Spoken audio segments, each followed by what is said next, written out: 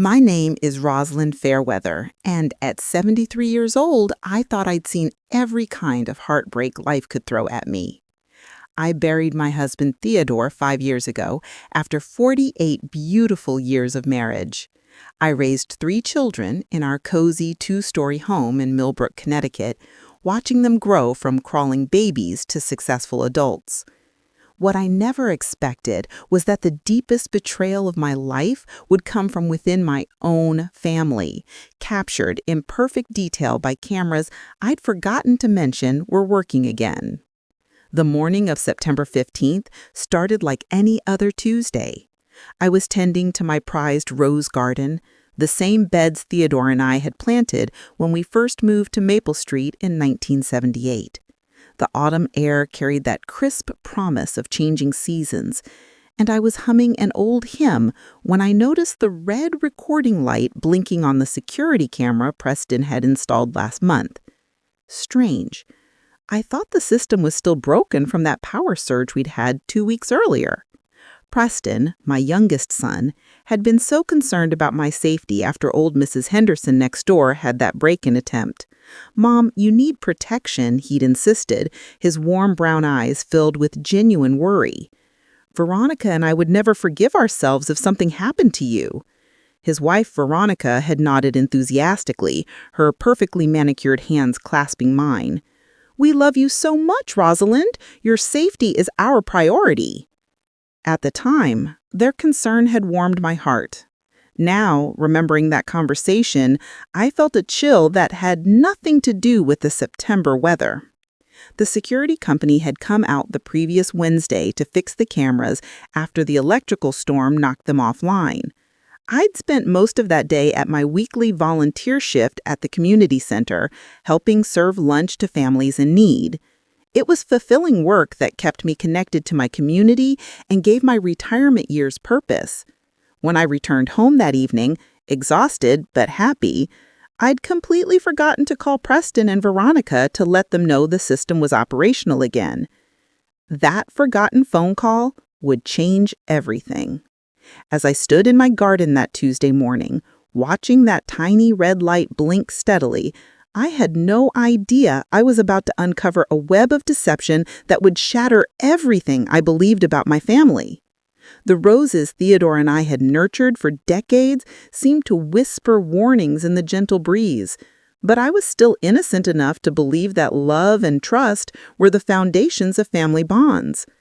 By evening, I would learn that some people view kindness as weakness and family loyalty as an opportunity for exploitation. What would you do if you discovered your own family was plotting against you? Share your thoughts in the comments below, and don't forget to subscribe for the shocking revelation. Later that afternoon, around 3 p.m., I was settling into my favorite armchair with a cup of chamomile tea and my crossword puzzle, when I heard car doors slamming in my driveway. Through the lace curtains Theodore's mother had made for us as a wedding gift, I saw Preston's blue Honda pulling up behind Veronica's silver Mercedes. My heart lifted with genuine joy. Unexpected visits from family were always welcome, especially since Preston's new job in marketing kept him so busy, and Veronica's real estate career had her showing houses at all hours. I hurried to the front door, smoothing my lavender cardigan and checking my silver hair in the hallway mirror. At 73, I still took pride in my appearance, maintaining the same elegant posture and gracious demeanor that had served me well during my 30 years as a high school English teacher. "Preston! Veronica!" I called out, opening the door with a genuine smile. "What a wonderful surprise! Come in, come in! I just put the kettle on." Preston embraced me with what seemed like his usual warmth, but something felt different. His hug was briefer than normal, and his eyes didn't quite meet mine. He was 45 now, with Theodore's strong jawline and my blue eyes, but the laugh lines around those eyes seemed strained today. "Hi, Mom," he said, his voice carrying an odd tension. "We were in the neighborhood and thought we'd stop by." Veronica swept in behind him, her auburn hair perfectly styled despite the September humidity, wearing an expensive burgundy dress that probably cost more than my monthly grocery budget.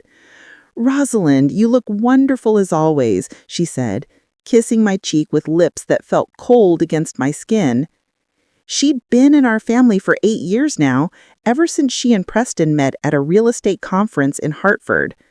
I'd grown to love her like the daughter I never had, appreciating her ambition and the way she seemed to ground Preston's sometimes scattered energy. "We actually need to talk to you about something important," she continued, her green eyes scanning the living room with an intensity that made me uncomfortable.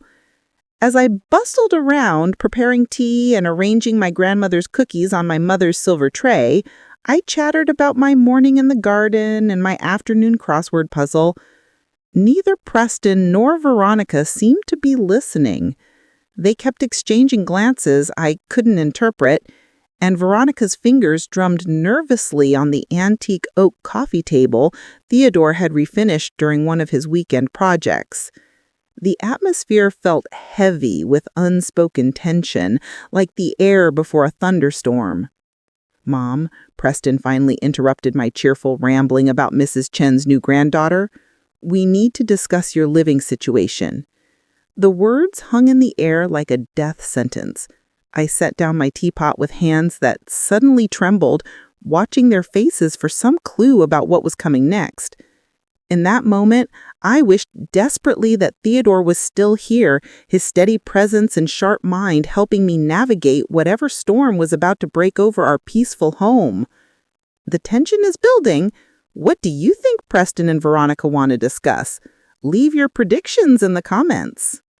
Veronica leaned forward in Theodore's old recliner, her manicured hands folded in her lap with practiced precision. "Rosalind, we've been thinking about your future. This house is so big for just one person, and maintaining it must be exhausting. The property taxes alone are probably eating into your fixed income." Her words felt like tiny arrows, each one aimed at my independence and dignity. I set my teacup down carefully, buying time to process what I was hearing. This wasn't a casual family visit. This was an ambush. "I managed just fine," I replied, keeping my voice steady despite the growing knot in my stomach.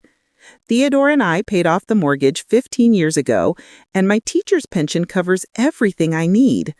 Besides, this house holds 50 years of memories. I'm not ready to give that up."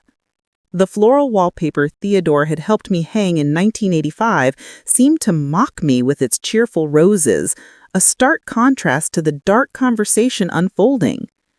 Preston shifted uncomfortably on the sofa, his hands clasping and unclasping as he avoided my gaze. "Mom, we're worried about your safety.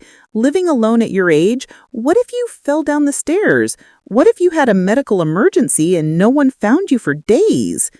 His concerns sounded rehearsed, like lines from a script he'd memorized but didn't truly believe. This wasn't my son speaking. This was someone reciting talking points that had been prepared for him. "That's why we have a solution," Veronica interjected smoothly, pulling a glossy brochure from her expensive leather purse. "Sunset Manor is one of the finest senior living communities in Connecticut. Independent living apartments with 24-hour medical support, social activities, restaurant-style dining. You'd have friends your own age, no maintenance responsibilities, and complete peace of mind." She spread the colorful pamphlet across the coffee table like she was presenting a $1 million listing. The photographs showed smiling elderly people engaged in various activities, art classes, book clubs, game nights. It looked pleasant enough, but it wasn't my life. It wasn't the garden Theodore and I had cultivated together, the kitchen where I'd taught our children to bake chocolate chip cookies, or the bedroom where we'd whispered our dreams and fears through nearly 5 decades of marriage. "I appreciate your concern," I said carefully, "but I'm not interested in moving to a facility. This is my home, and I intend to stay here as long as I'm able." The look that asked between Preston and Veronica was swift but unmistakable. Frustration mixed with something harder, more calculating. Veronica's smile never wavered, but her green eyes grew cold. Of course, we understand this is a big decision, but Rosalind, we need you to at least consider it for our peace of mind, if not your own safety. The way she said our peace of mind made it sound like my continued independence was somehow selfish, a burden I was inflicting on them. I realized with growing horror that this conversation had been planned, practiced, and they weren't going to accept my refusal easily. Rosalind is standing her ground, but something feels very wrong about this visit. What do you think Preston and Veronica really want after? Drop your thoughts below and subscribe. After Preston and Veronica left, their goodbye hugs even strainer than their arrival, I couldn't shake the feeling that something fundamental had shifted in our relationship. Their visit felt like a business transaction rather than a family conversation, and Veronica's persistence about Sunset Manor bordered on aggressive. I wandered through my quiet house, seeing it through new eyes. Was I really being stubborn and foolish, clinging to independence that worried my family? Or was there something else driving their sudden concern? That evening, as I was preparing my simple dinner of tomato soup and grilled cheese, I remembered the blinking red light on the security camera. Preston had shown me how to access the recordings on my tablet last month, though I'd never actually used the system. "Just in case, Mom," he said, "you can check if packages are delivered or see who's at the door." Now, curiosity and a growing sense of unease drove me to figure out how to review today's footage. The technology that seemed so intuitive to my grandchildren was a puzzle for me, but I'd always been persistent. After 30 minutes of tapping and swiping, I managed to pull up the camera feeds from earlier that day. The timestamp showed 2:47 p.m., about 10 minutes before Preston and Veronica had knocked on my door. What I saw on that screen made my blood run cold, and my hands tremble as if the September air had suddenly turned to December ice. There they were, clear as day, standing beside their cars in my driveway. But instead of walking to the front door, they were having an intense discussion, their body language animated and urgent. Veronica was gesturing toward the house while Preston shook his head repeatedly. Even without sound, their argument was obvious, and it was about me and my home. They stood there for nearly 5 minutes, their voices rising and falling in what was clearly a heated disagreement, before finally composing themselves and approaching my door. I rewound the footage and played it again, studying their faces and gestures. Veronica's expression was calculating, almost predatory, while Preston looked conflicted and unhappy. She pointed to different areas of my property: the large oak tree Theodore had planted when Preston was born, the detached garage where he kept his woodworking tools, the gardens where I spent my happiest hours. They weren't looking at my home with concern for my safety. They were evaluating it like a piece of real estate. The realization hit me like a physical blow. They had been planning this conversation, rehearsing their arguments, and Preston's discomfort wasn't about my well-being, it was about his conscience. I barely slept that night, my mind replaying the driveway conversation I'd witnessed on the security footage. Every creak of the old house settling seemed amplified. Every shadow outside my bedroom window appeared threatening. At 2:30 a.m., I finally gave up on sleep and padded downstairs in my slippers and robe to make myself a cup of warm milk with honey, Theodore's remedy for my occasional insomnia. As I stood in the kitchen waiting for the milk to heat, I found myself staring out the window at the empty driveway, wondering what other secrets the cameras might reveal. The red recording light blinked steadily in the darkness, a small electronic sentinel keeping watch over my property. On impulse, I decided to check if the cameras had motion-activated recording capabilities. Preston had mentioned something about that feature when he installed the system, though I'd never actually used the system. "Just in case, Mom," he'd said, "you can check if packages are delivered or see who's at the door." Now, curiosity and a growing sense of unease drove me to figure out how to review today's footage. At 3:15 a.m., as I was finally starting to feel drowsy, I heard a car engine outside. Living on quiet Maple Street, where most residents were asleep by 10 p.m., any vehicle at this hour was unusual. I crept to my bedroom window and peered through the curtains, my heart pounding with a mixture of fear and curiosity. A dark sedan was parked across the street, its engine running, but its lights off. I couldn't make out the license plate or see who was inside, but the vehicle sat there for nearly 20 minutes before finally driving away slowly, as if the driver was studying my house. The next morning, I was at my tablet before my first cup of coffee had finished brewing. My arthritic fingers moved more confidently now as I navigated to the security system's recording history. The motion sensors had indeed captured the mysterious sedan, and what I discovered made my stomach churn with a mixture of rage and terror. The timestamp showed 3:17 a.m., and the infrared cameras provided clear images of the vehicle's occupants. It was Veronica's Mercedes, and both she and Preston were inside watching my house like criminals, casing their next target. But that wasn't the worst part. As I scrolled through the footage, I realized this wasn't the first time they'd conducted their surveillance. The system showed similar late-night visits over the past 2 weeks, always between 2 a.m. and 4 a.m., always parking in different locations around my neighborhood, always watching and waiting. They'd been studying my routines, my habits, and my vulnerabilities for weeks. The woman who kissed my cheek and called me Mom had been cataloging my vulnerabilities like a predator, studying its prey. I spent the entire Thursday morning reviewing security footage with the dedication I'd once brought to grading senior research papers. Each discovery was more disturbing than the last. The cameras revealed a pattern of behavior that painted my son and daughter-in-law as strangers wearing familiar faces. They'd been systematically studying my property, my routines, and my daily activities for weeks.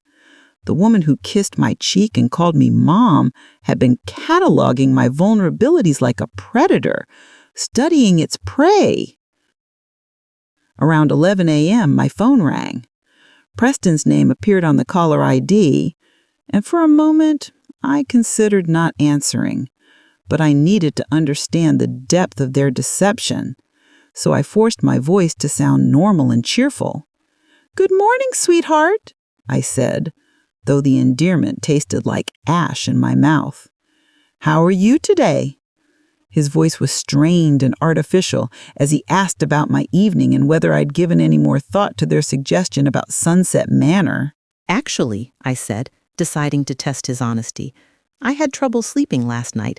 I thought I heard cars driving around the neighborhood at odd hours. Did you notice anything unusual when you drove home yesterday?" The silence that followed was long enough to confirm my worst suspicions. When Preston finally answered, his lie was smooth but transparent. "No, Mom, nothing unusual. You know how your imagination can run wild when you're tired. Maybe that's another reason to consider a place with better security." After hanging up, I sat in Theodore's old chair and tried to process the magnitude of what I'd discovered. My own son, the boy I'd rocked to sleep, taught to ride a bicycle, supported through college and his early career struggles, was actively working against me. The marriage I'd celebrated, the daughter-in-law I'd welcomed into our family with open arms, was built on a foundation of deception and greed. They weren't concerned about my safety. They were concerned about their inheritance, and I was an obstacle to be removed rather than a person to be cherished. The security system had captured more than just their surveillance activities. The audio recordings from their Tuesday visit revealed conversations they'd had while I was preparing tea when they thought I was out of earshot. Veronica's voice was clear and cold. "She's more stubborn than we anticipated. We may need to accelerate our timeline." Preston's response was barely audible, but devastating. "I can't keep lying to her face. She raised me better than this." "Then you'd better learn quickly, because backing out isn't an option now," Veronica had replied. Friday evening brought an unexpected phone call that would confirm my worst fears about Preston and Veronica's true intentions. I was in my kitchen preparing dinner when my landline rang. The caller ID showed a number I didn't recognize, but something compelled me to answer. "Mrs. Fairweather?"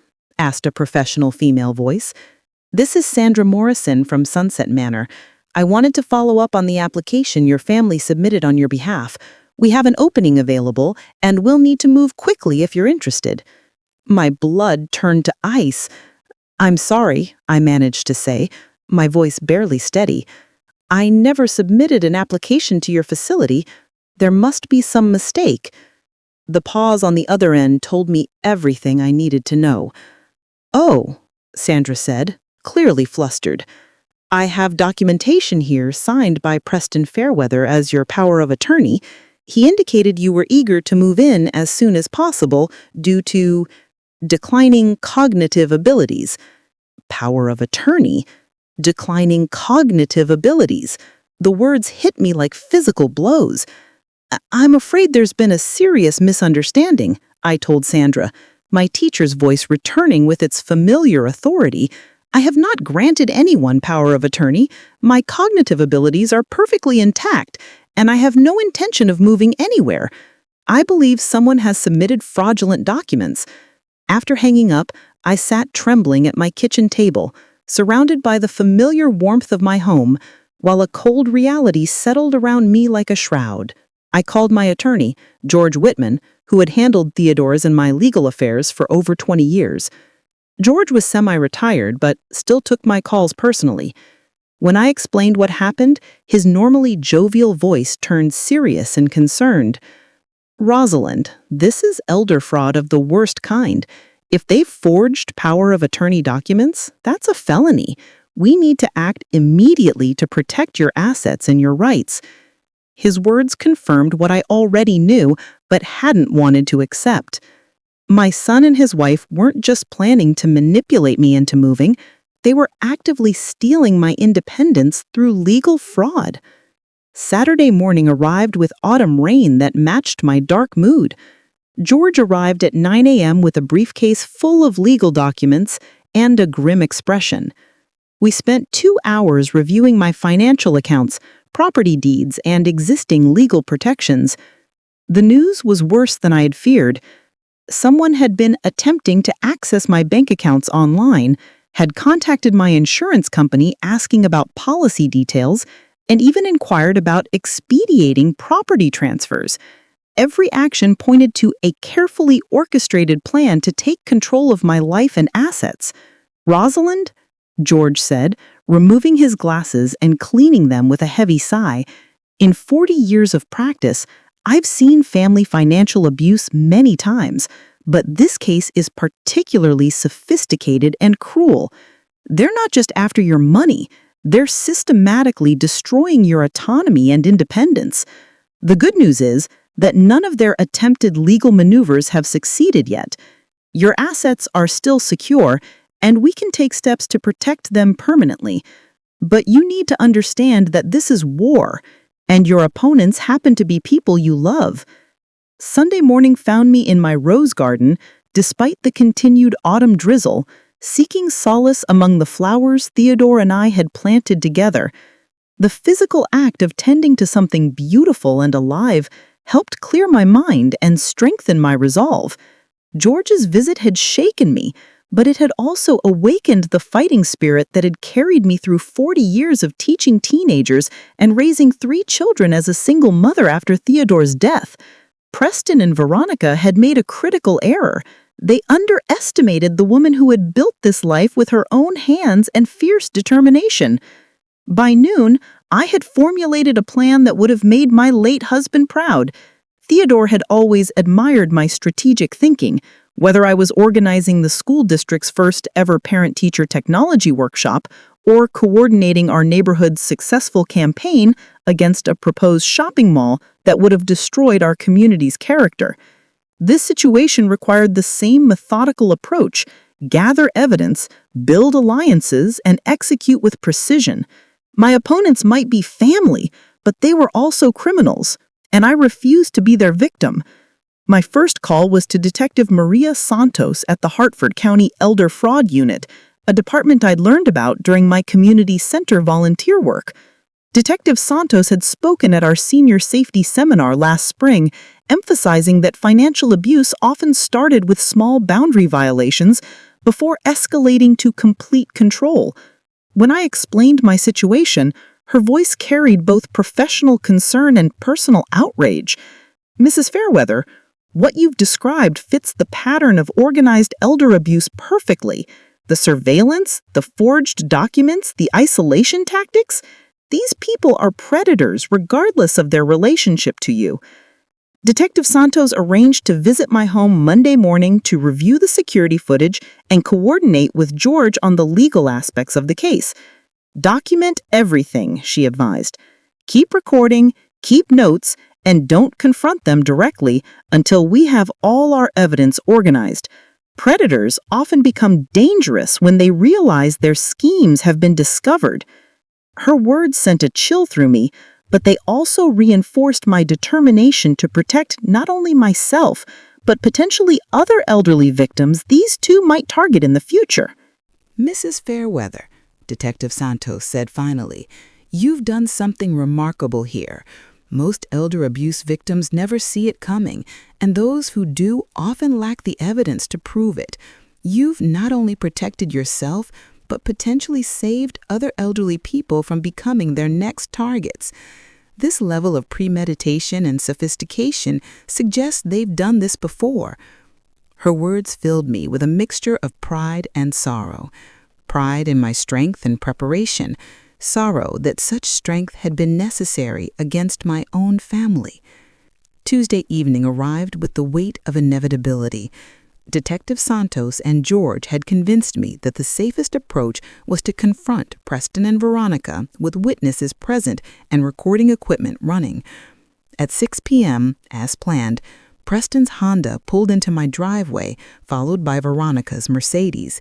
They had no idea that Detective Santos was positioned in an unmarked car across the street, that my attorney was recording everything from my kitchen, and that backup officers were stationed throughout the neighborhood.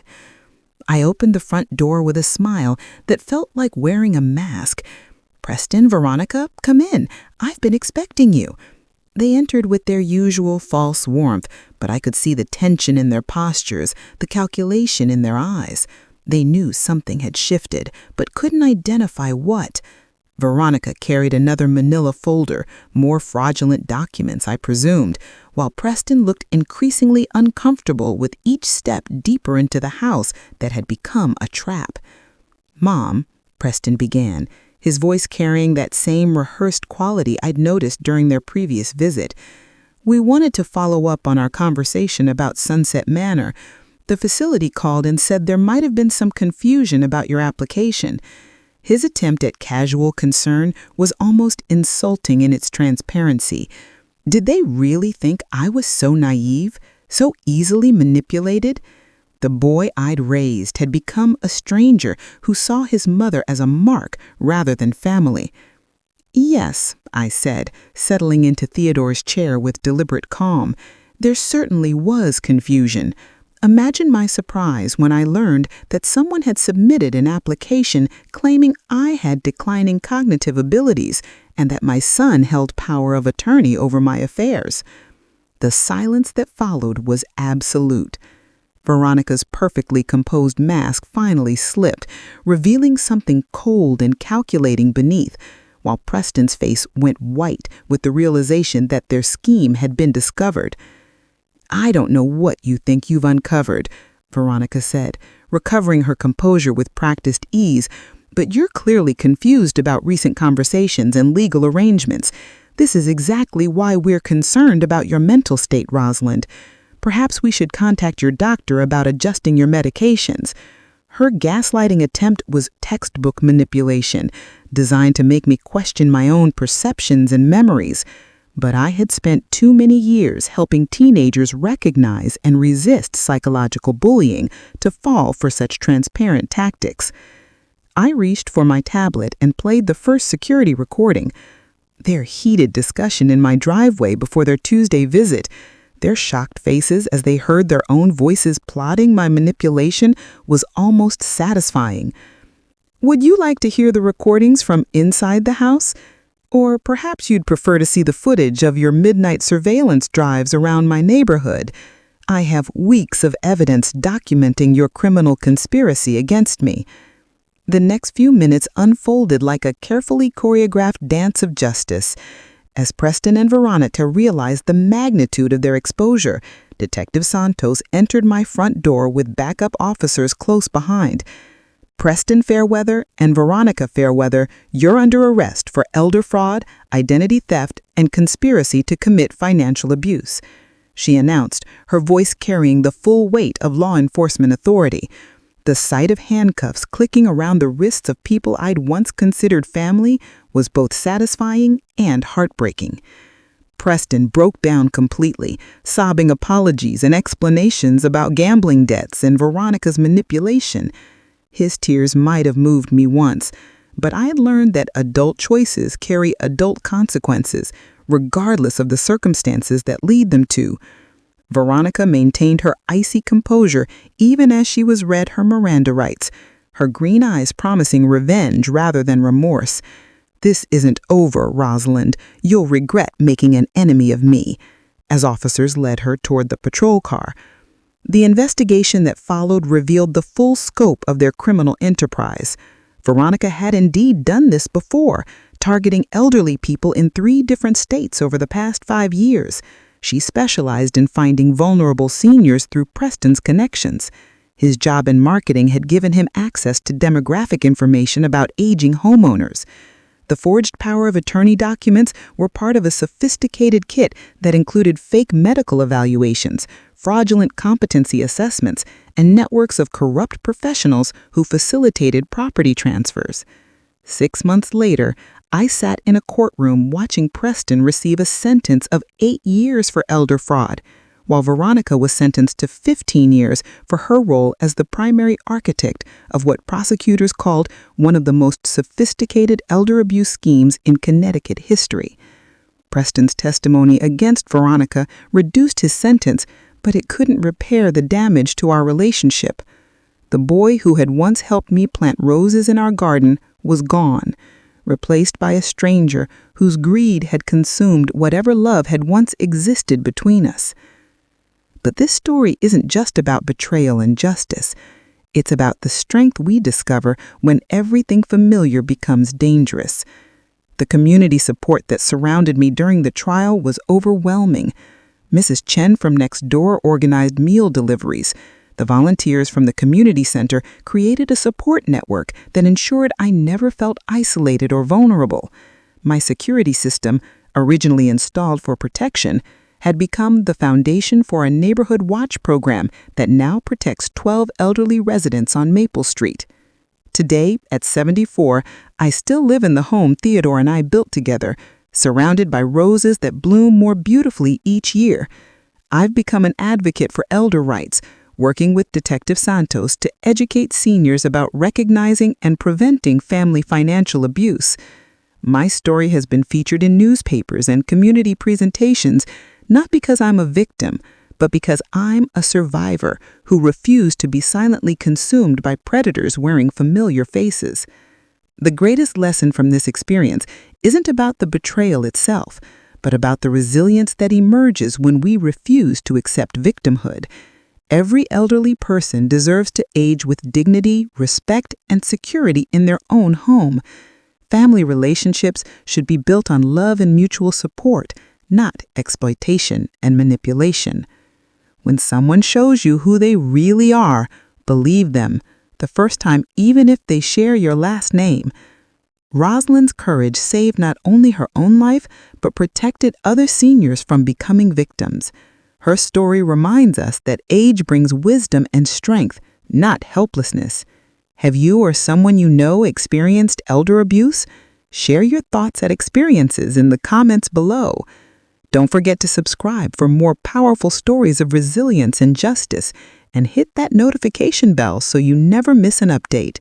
Remember, we're never too old to fight for what's right.